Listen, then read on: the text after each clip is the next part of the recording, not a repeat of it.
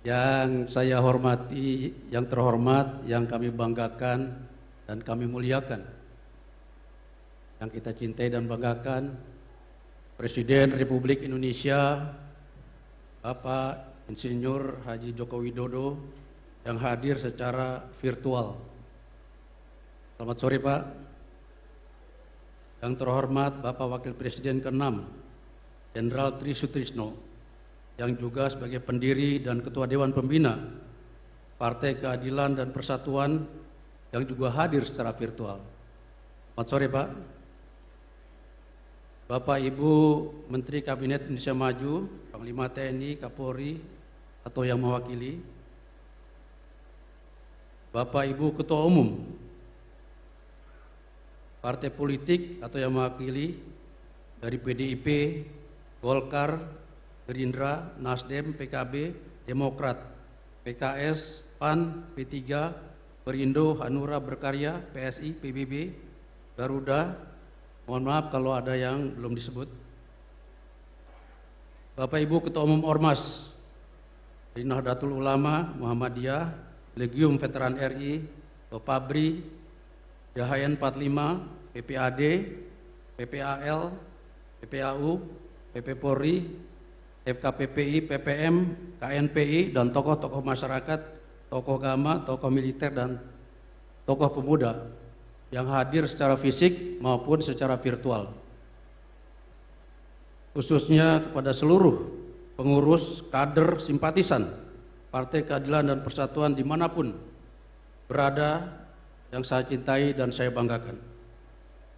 Bapak Ibu hadirin dan undangan yang berbahagia. Assalamualaikum warahmatullahi wabarakatuh. Salam sejahtera, Om Santi Santi Om, Namo Buddhaya, salam kebajikan. Pertama-tama marilah kita panjatkan puji syukur kehadirat Allah Subhanahu wa taala atas rahmat dan hidayahnya kita dapat berkumpul pada momen yang penting ini, yaitu acara pelantikan pengurus Dewan Pimpinan Nasional Partai Keadilan dan Persatuan yang dilaksanakan secara on-site, secara fisik, dan juga secara online melalui link Zoom meeting. Pada kesempatan ini izinkan kami selaku Ketua Umum Dewan Pimpinan Nasional Partai Keadilan dan Persatuan mengaturkan terima kasih dan penghargaan kepada Bapak Presiden yang telah hadir secara online dan seluruh hadirin undangan sekalian yang telah dapat memenuhi undangan kami hadir secara on-site maupun secara online pada acara ini. Semoga amal ibadah Bapak dapat berkah dari Allah Subhanahu wa taala. Bapak Presiden dan hadirin sekalian, acara ini dilaksanakan ketika bangsa menghadapi pandemi COVID-19 yang sudah berjalan hampir 2 tahun. Kami seluruh jajaran PKP ikut prihatin dengan situasi dan kondisi negara dan bangsa seperti ini. Dan kami tetap berdiri di belakang pemerintah dan mendukung penuh upaya pemerintah untuk menanggulangi bencana nasional pandemi COVID-19 ini.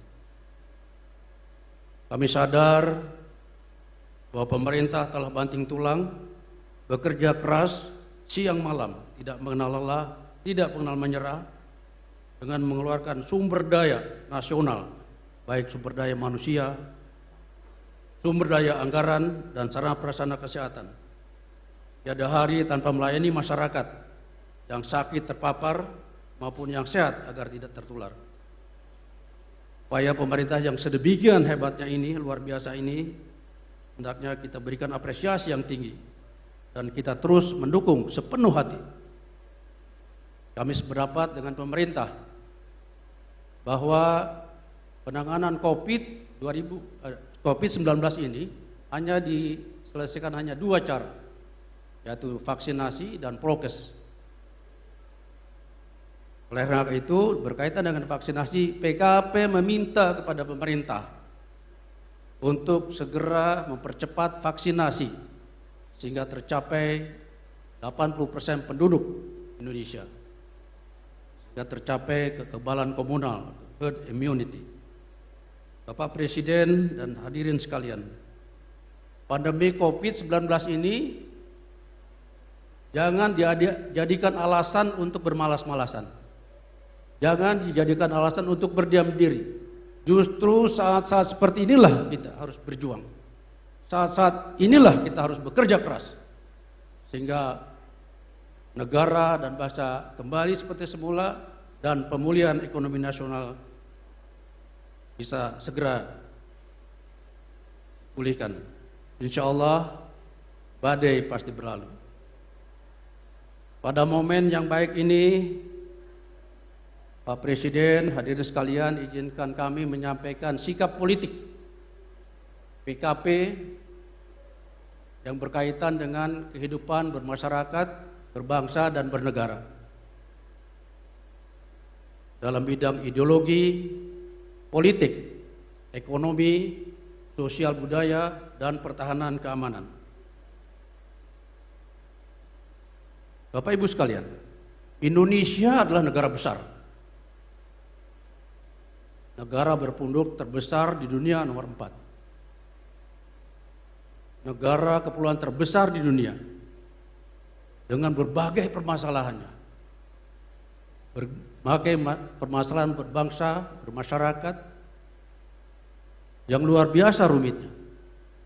Untuk menyelesaikan permasalahan bangsa seperti itu tidak bisa diselesaikan oleh satu partai penguasa.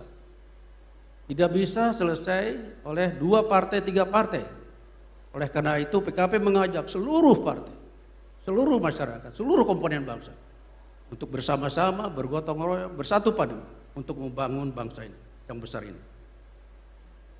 Pada kesempatan ini juga kami mengajak pada teman-teman dari partai politik untuk tetap konsisten dalam pembangunan menuju cita-cita kemerdekaan 17 Agustus 1945, yaitu mewujudkan suatu negara Indonesia yang merdeka, bersatu, berdaulat, adil dan makmur yang berlandaskan Pancasila.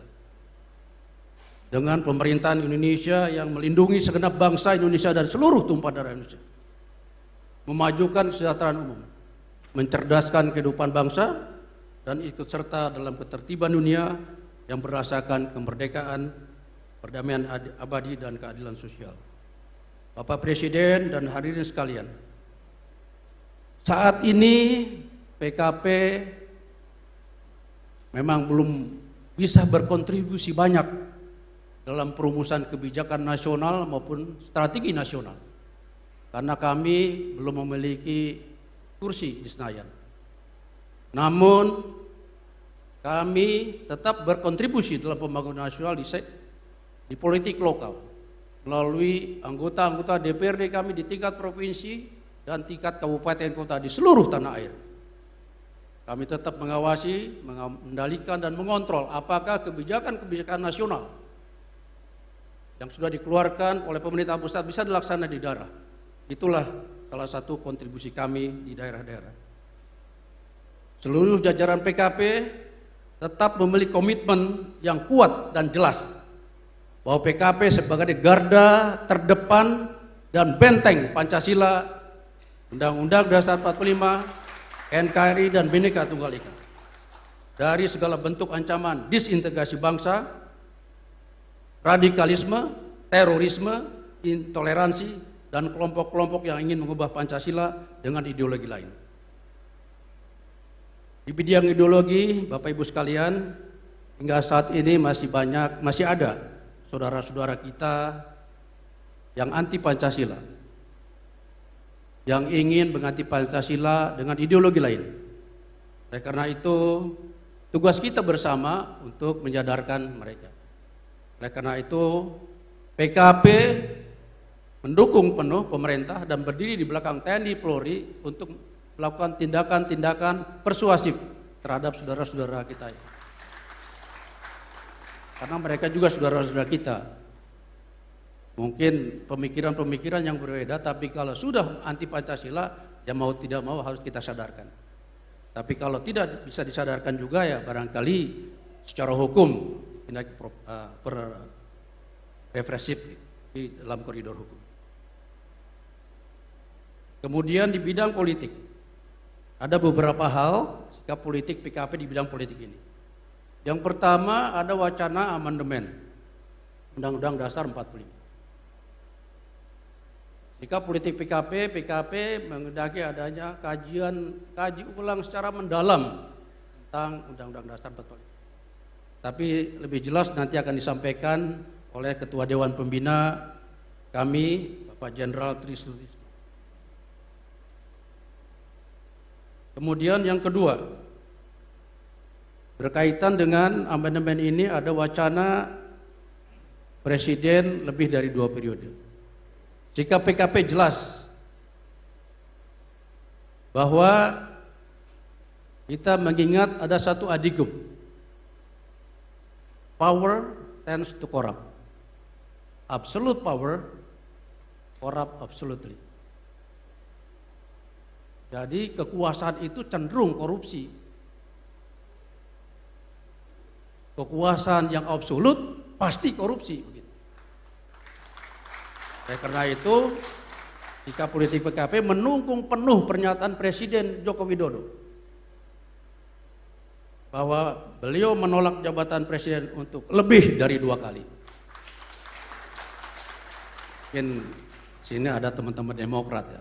Kalau sampai 3 kali, mungkin Mas Ahaye nggak bisa jadi capres, Pak. Ya. Saya juga Bung Ferry ya, Pak. Ya, Pak Ketua Umumnya juga nggak bisa jadi capres, Pak. Gitu. Ketua partai yang lain, Pak Erlangga, ya. Kemudian mungkin Mbak Puan dan sebagainya tidak bisa capres. Oleh karena itu, PKP jelas, tegas di sini bahwa kita menolak untuk masa jabatan presiden lebih dari 2 kali. Mengenai sistem politik, Bapak Ibu sekalian, kita masih mencari-cari sampai sekarang sistem politik apa sih yang kita pakai? Apakah seperti sekarang multi partai yang kadang-kadang tersendat-sendat, distribusi kebijakan pemerintah DPR agak tersendat-sendat begitu, ataukah 2 partai seperti Amerika yang sudah membuktikan dia menjadi negara dikuasa, atau sistem 1 partai, atau multi partai sederhana 3 atau 4 partai. Ini masih. Oleh karena itu kewajiban kita, mungkin PR lah buat kita semuanya untuk musyawarah dan mufakat. Kira-kira format sistem politik seperti apa yang akan kita gunakan sekarang, karena cita-cita kita itu paling tidak pada hari tahun kemerdekaan ke-100 2045 kita sudah mencapai pada titik di mana kita menjadi negara yang besar, kuat, berwibawa, adil dan makmur gitu. Sistem politik harus segera kita benahi. Kemudian untuk politik luar negeri, PKP tetap konsisten mendukung politik luar negeri yang bebas aktif. Khusus untuk masalah Palestina, sesuai dengan amanat konstitusi Undang-Undang 45 bahwa PKP mendukung upaya pemerintah untuk kemerdekaan Palestina. Karena sesungguhnya konstitusi mengamanatkan begini, sesungguhnya kemerdekaan itu adalah hak segala bangsa, dan oleh sebab itu maka penjajahan di atas dunia harus dihapuskan karena tidak sesuai dengan pri kemanusiaan dan pri keadilan. Di bidang ekonomi, PKP meminta kepada pemerintah untuk paradigma pembangunan nasional itu berorientasi ke bidang maritim. Karena kita negara maritim dan sumber daya maritim kita luar biasa. Ditinjau dari segi geopolitik, geoekonomi, dan geostrategi, di mana Indonesia antara 2 benua dan 2 lautan, lalu lintas ekonomi yang luar biasa, dan potensi ekonomi maritim ini sampai $1 triliun. Bapak bayangkan $1 triliun, padahal APBN kita tahun itu 2.000 triliun rupiah. Kalau $1 triliun itu kira-kira adalah 14.000 triliun. Kira-kira jadi 7 kali itu potensi maritim. Oleh karena itu kami mendorong pemerintah untuk memanfaatkan sumber daya maritim ini yang sangat luar biasa. Kemudian yang kedua berkaitan dengan kesenjangan sosial. Seluruh jajaran PKP minta kepada pemerintah melakukan intervensi kekayaan orang per orang dan mengendalikan distribusi kekayaan warga negara agar lebih merata, sehingga tidak terjadi yang kaya bertambah kaya, yang miskin bertambah miskin. Inilah PKP akan memperjuangkan ini. Bidang sosial budaya, PKP tetap mengawal dan meminta kepada pemerintah dan aparat hukum untuk terus-menerus memberantas korupsi. Kami mengusulkan, PKP mengusulkan, para koruptor yang tidak punya hati nurani, tidak berkemanusiaan, dan sangat merugikan rakyat, terutama pada saat pandemi ini, dihukum tembak mati sesuai dengan hukum yang berlaku. Percuma mereka hidup di bumi pertiwi ini kalau uang rakyat saja sudah dikorupsi. Tidak layak hidup di bumi pertiwi ini orang-orang seperti ini. Tapi sesuai dengan hukum yang berlaku, tidak asal tembak begitu ya. Kami merasakan hukum tajam ke bawah, tapi tumpul ke atas.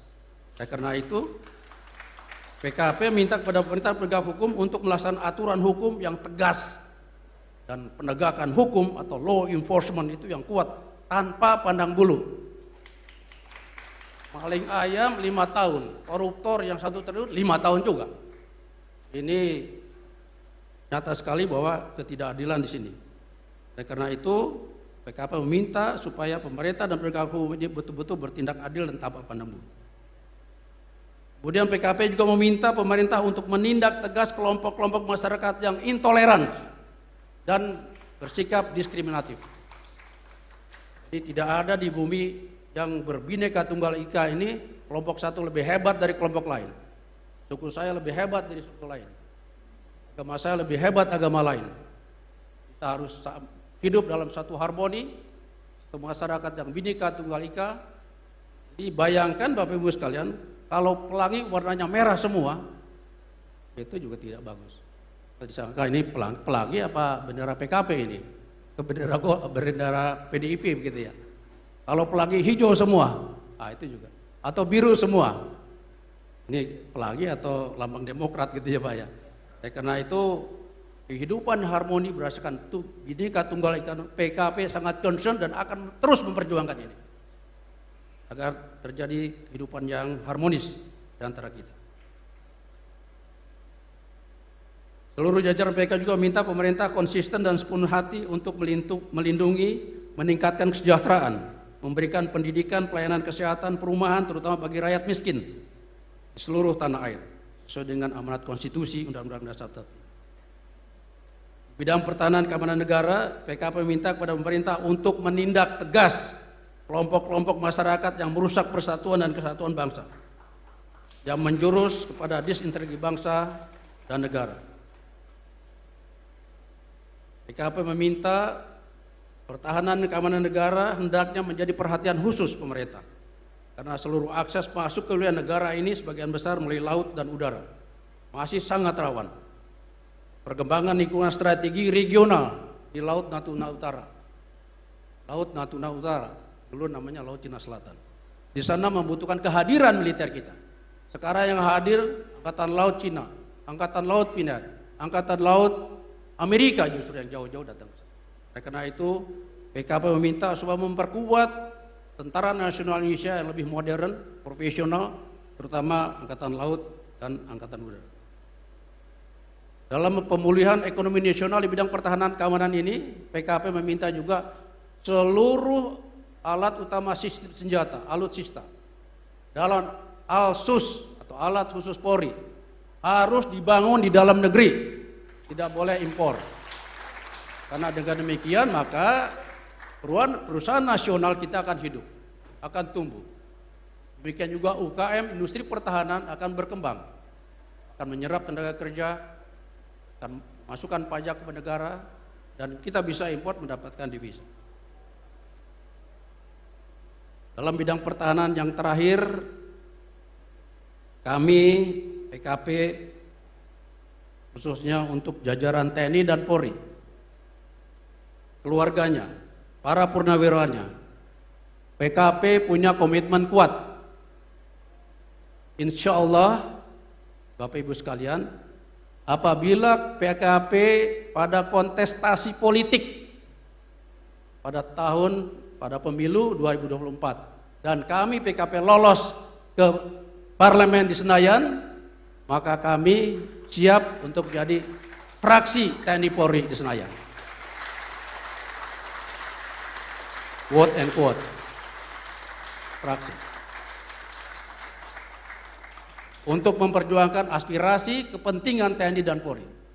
Karena sejak reformasi ke sini, TNI Polri tidak ada wakil di parlemen. Di zaman Orde Baru ada fraksi ABRI di MPR maupun di parlemen. Oleh karena itu, Bapak Ibu TNI Polri, prajurit, keluarganya, purnawirawan, kami siap untuk menjadi corong jalur aspirasi kepentingan TNI Polri, termasuk untuk kesejahteraan prajuritnya, kesejahteraan keluarganya, dan kesejahteraan purnawirawan.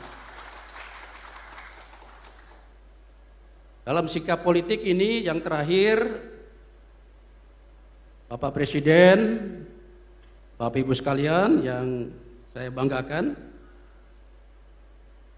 jajaran Partai Keadilan dan Persatuan akan tetap dan konsisten mengawal dan mengamankan pemerintahan Presiden Joko Widodo sampai tahun 2024. Apabila ada yang mengganggu dan merongrong pemerintahan Jokowi, akan berhadapan langsung dengan PKP. Bapak Presiden, hadirin sekalian, mengakhiri sambutan saya, izinkan saya mengucapkan terima kasih dan penghargaan setinggi-tingginya atas perkenan Bapak Presiden untuk menghadiri acara kami secara virtual, dan juga ucapan sama kepada seluruh undangan hadirin sekalian yang dapat memenuhi undangan kami. Semoga amal ibadah Bapak Ibu semua dapat berkah dari Allah Subhanahu wa Ta'ala. Kepada teman-teman pengurus yang baru dilantik, saya ucapkan selamat dan selamat berjuang. Pada seluruh kader-kader pengurus daerah, simpatisan PKP dimanapun berada, ingat bahwa PKP adalah rumah besar para pejuang,